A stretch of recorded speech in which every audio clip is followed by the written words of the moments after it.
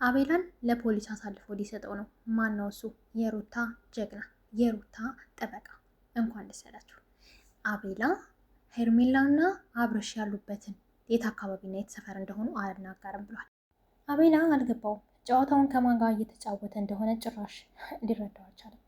እነዛ ነው የሩታን አክስት፣ የሩታን ሙሉ ቤተሰብን በሚባል ደረጃ ትናንትና ቪዲዮ ሰርቶ ከፍ ዝቅ ያደረገው ስለ ሩታ ሁሉ አይመለከተኝም ብሎ በግልጽ የተናገረው ከምር ከማን ጋር ሳፋጣ እንደገባ ስላልገባው ነው። እስኪ አሁን እነ አብረሽ ከፖሊስ ያስፈቱት እንደሆነ እናያለን። ምን አባቱ ይውጣው እንደሆነ። አቤላ የምር ጠግቦ ነበር፣ በጣም ነበር የጠገበው።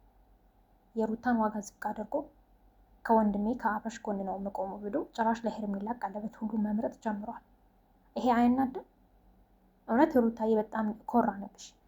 በዙሪያሽ ያሉ ቤተሰቦች ሁላችሁም ከአክስቷ ጀምሮ ሩታን ማንም ቀጥ ብሎ እንዳይናገራት እያደረጉ ያለው ጥረት ልጇን እንደውም ከዚህ በኋላ አብርሽ ልጄ ነው ማለት እንዳይችል ጉዳዩን ሕግ ይዞታል። አለቀ። ልጄን እንኳ ብሎ ሙሉ ሕግ መብት የሚሰጠው ለእናት ነው።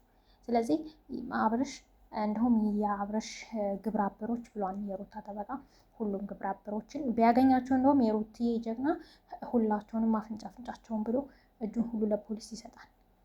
በሩታ ቀልድ አያውቅማ። እና አቤላ ግን አልናገርም፣ ሄርሜላ ያለችበትን ቦታ አልናገርም ብሏል።